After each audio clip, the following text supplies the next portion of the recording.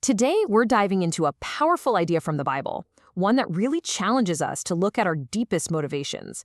We're going to uncover what the heart of true worship is all about. It really all boils down to this one question, doesn't it? When you do something good, why are you doing it? Is it for the recognition, the pat on the back, or is there something deeper going on? This is the core tension we're going to unpack together. So, in this first section, we're going to explore a pretty radical idea that Jesus taught, that the why behind our actions is way more important to God than the what. It's all about the motive of the heart. Yeah, the big picture here is that our religious acts, the things we do to show our faith, can become totally empty if they're just for show. True devotion isn't supposed to be a performance. It's something that flows from a heart that is genuinely, truly focused on God. And this verse from the Gospel of Matthew is really our foundation for this whole idea.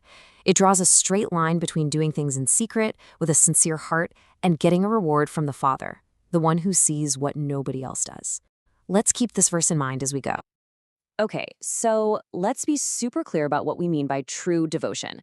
According to this teaching, it's any act that comes from a sincere desire to connect with God. It's the polar opposite of doing things just so people will see you and be impressed. It's authenticity over applause, simple as that. All right, now that we've got the principle down, let's compare the two very different paths of worship that are described in the Bible. You've got the public spectacle versus private, sincere devotion. What's so interesting here is the huge difference in the rewards. On one side, you have the way of spectacle. The reward is instant, right? People see you, they praise you, and you feel good. But it's temporary, it fades. On the other side, the way of sincerity is practiced for an audience of one, God. The reward here isn't some fleeting praise. It's something much deeper, and it comes directly from the Father. And this same exact principle applies to other spiritual practices too. Think about public prayer or fasting.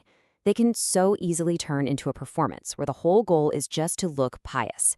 But when you do those exact same things in secret, their entire purpose shifts. The focus isn't on how you look on the outside anymore. It's all about your inward relationship with God. So this brings us to a really crucial question. What exactly is this better reward? In this section, we're going to see that the reward isn't just different because of who gives it, but in its very nature. It's a completely different kind of thing. When you practice devotion in secret, it builds this direct, intimate relationship with God. It sets you free from that exhausting treadmill of needing other people's approval. This is where real spiritual growth happens. Not in the spotlight, but in those quiet moments of just being faithful. And over time, it leads to a genuine transformation of your character. And here's the bottom line. The reward God promises isn't external validation. It's not applause or likes. It's internal transformation. It's about becoming a different, better person from the inside out. So we've talked about the what and the why. Now for the most important part, the how. This last section is all about a clear, practical guide to actually apply these principles in your own life. These 4 steps make this whole idea so practical. First, just pause and check your motives. Before you do something, ask yourself, am I doing this for God or for people? Second, intentionally go find ways to serve where you know no one will ever find out it was you. Third, you have to really trust that God sees those hidden things and that they matter to Him. And finally, you have to consciously shift your goal away from impressing people and toward connecting with God. And this is the powerful summary of everything we've talked about. At the end of the day, God isn't looking for performers. He's looking for a sincere heart. And that leaves us with a final thought to take with you. This isn't just a cool concept to understand. It's a life to be lived. So, what is one small, unseen act of service you can do this week just for God's eyes only?